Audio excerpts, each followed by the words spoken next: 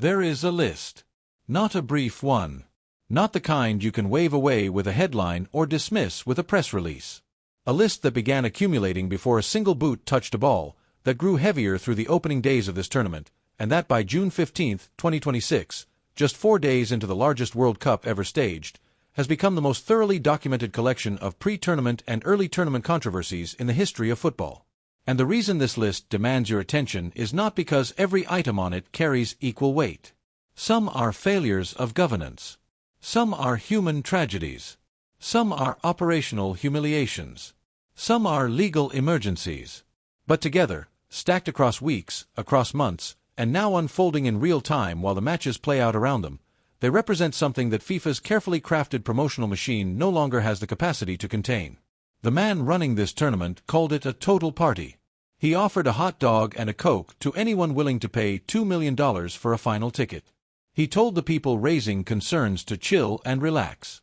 He is presiding over a competition that opened with tear gas fired outside the host stadium, where a World Cup referee, carrying a valid visa and a diplomatic passport, was detained for 11 hours and deported, where a national team captain was refused entry by a host country and missed his team's opening match, where Palestinian supporters marched through Toronto's streets as a World Cup match played inside, where 14 federation officials from a qualified nation cannot enter the venues where their own players are competing, where journalists lodged formal complaints over visa denials, and where dozens of professional players signed an open letter telling FIFA directly that its heat safety protocols were placing lives at risk.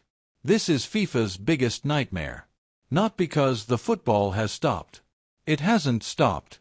There have been moments of genuine brilliance, of real drama, of the kind of football that reminds you why any of this matters in the first place. But the world surrounding this tournament has refused to be managed, has refused to be quiet, and the full weight of what that world is saying deserves to be heard without interruption. If you've been here through our previous coverage, you've seen each of these stories as they broke. If this is your first time here, welcome, and stay to the end. Because the complete picture, assembled in one place, is something that cannot be understood in fragments. Subscribe if you haven't. This channel doesn't sensationalize. It doesn't manufacture outrage. It follows what is actually happening. And what is actually happening right now is extraordinary. Let's go through the list. The beginning. Opening night.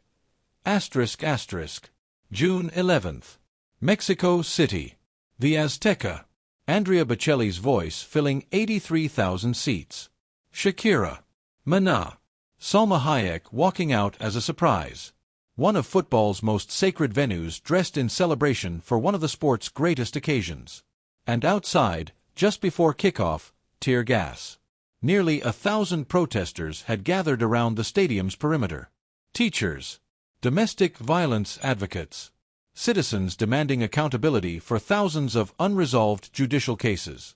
They pressed against the security lines. One vehicle was damaged.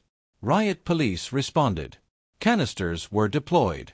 15,000 security personnel were on the ground across Mexico City that night. National Guard officers carrying assault rifles were stationed near the venue. The World Cup opened with tear gas outside its host stadium. Inside, the football began. 3 red cards. Raúl Jiménez in tears. A match that will be discussed for decades. Outside, people with real and legitimate grievances about their own lives and their own country were met with gas. Both things happened at the same moment. The tournament chose not to mention either. Omar Atan. This story has generated more sustained global response than any other on this list, and it deserves its full context every single time it is told. He is 33 years old. Born in Mogadishu in 1992. He became a FIFA-listed referee in 2018.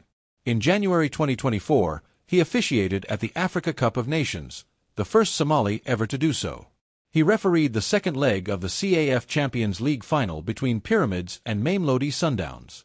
The first Somali to lead a continental final. He was named CAF Men's Referee of the Year for 2025. He worked the Under-20 World Cup in Chile, including the third-place playoff. He was selected by FIFA as one of 52 officials for the 2026 World Cup, the first Somali ever chosen for that honor. He arrived at Miami International Airport on June 6. He carried a diplomatic passport. He had a valid visa. He was questioned for 11 hours. The questions focused heavily on Al-Shabaab. He was placed in a holding cell. He was declared inadmissible on vetting grounds. He was put on a plane to Istanbul. He landed in Mogadishu to a reception of thousands, gathered not for a match, but for him. His president called him personally. His country draped their flag over his shoulders. He said, "What happened, happened. It was fate." He would be at the next World Cup, God willing. FIFA confirmed he would receive his full tournament fee, identical to every other World Cup official. UEFA appointed him to the Super Cup final between PSG and Aston Villa in Salzburg on August 12. He will become the first African referee ever to lead a major UEFA final.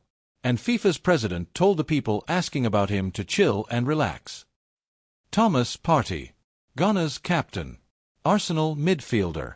One of the most recognized African players in European football.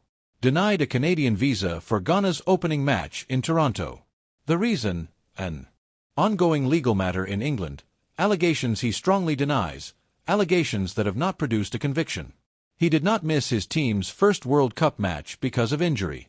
He did not miss it because of form or fitness or suspension.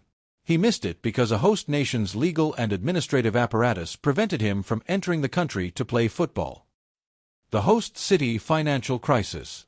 An estimated combined shortfall of $250 million across the 11 American host cities. Boston's host committee had projected $170 million in revenue and raised $20 million. Sources inside multiple city committees have described the hosting agreement as the worst deal in history. Fan festivals cancelled in New Jersey. Scaled back in Seattle. Security funding arriving months behind schedule. The Foxborough entertainment license withheld until the week it was actually needed. The heat. 14 of 16 stadiums expected to exceed dangerous heat stress thresholds during matches. Scientists publicly calling for 6-minute hydration breaks. FIFA mandating 3 minutes. Dozens of professional players signing an open letter urging the governing body to take stronger action. 3-minute mandatory cooling breaks built into every match, breaks that happen to align precisely with broadcaster advertising windows. FIFA initially prohibiting supporters from carrying reusable water bottles into venues before reversing the decision after the British Prime Minister publicly called it, simply, just wrong. The attendance problem. Empty sections in Guadalajara during South Korea versus Czechia. Visible gaps at Canada's historic opening match against Bosnia and Herzegovina. Approximately 80% of American host city hotels tracking below their booking forecasts. Hotel directors in Houston and Seattle who prepared for full capacity and didn't get it.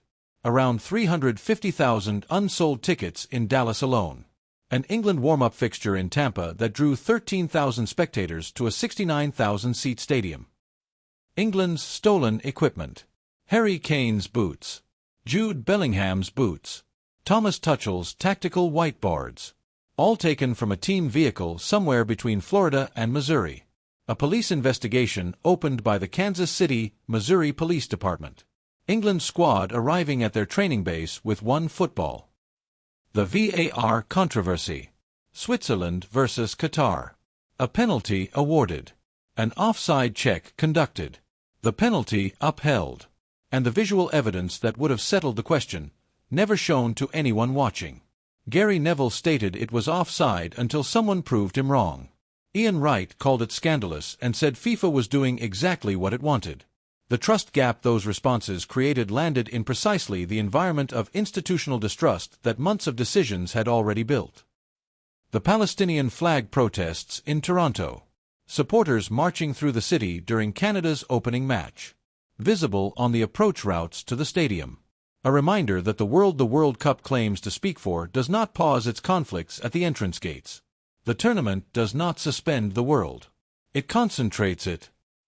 And through all of it, the tear gas and the deported referee and the denied captain and the empty seats and the stolen boots and the VAR controversy and the $2 million tickets and the hot dog joke, the football has continued. It has given us Raul Jimenez's tears. Qatar's 94th minute equalizer. Scotland's first World Cup victory in 36 years. South Korea's dramatic comeback. Moments that will be carried forward. Moments that football always produces when given a stage large enough to hold them. Beauty, drama, human truth. That is not a minor thing. It is, in fact, the entire argument for why the World Cup survives everything surrounding it. The football is real. The players are genuine. The moments are not manufactured. They will keep arriving through the remaining 5 weeks of this tournament, regardless of every institutional failure that preceded them. But here is the question worth sitting with. When you look at the full list, not one item, not two, but all of them, assembled together and examined honestly, does it feel like misfortune? Like an impossibly complex tournament confronting circumstances no one could have predicted?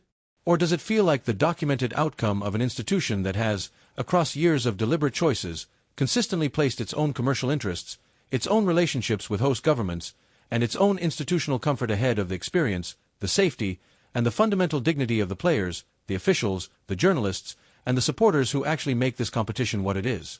That is FIFA's biggest nightmare. Not that any single controversy derails the tournament. None of them will. The final will be played. The trophy will be lifted. The revenues will be the largest in the competition's history. FIFA's nightmare is that the list has grown too long, too specific, and too thoroughly documented to be folded back into the promotional narrative. That the people watching have developed the ability to distinguish between what was promised and what was delivered. And that they will carry that knowledge with them long after the final whistle of this World Cup has blown.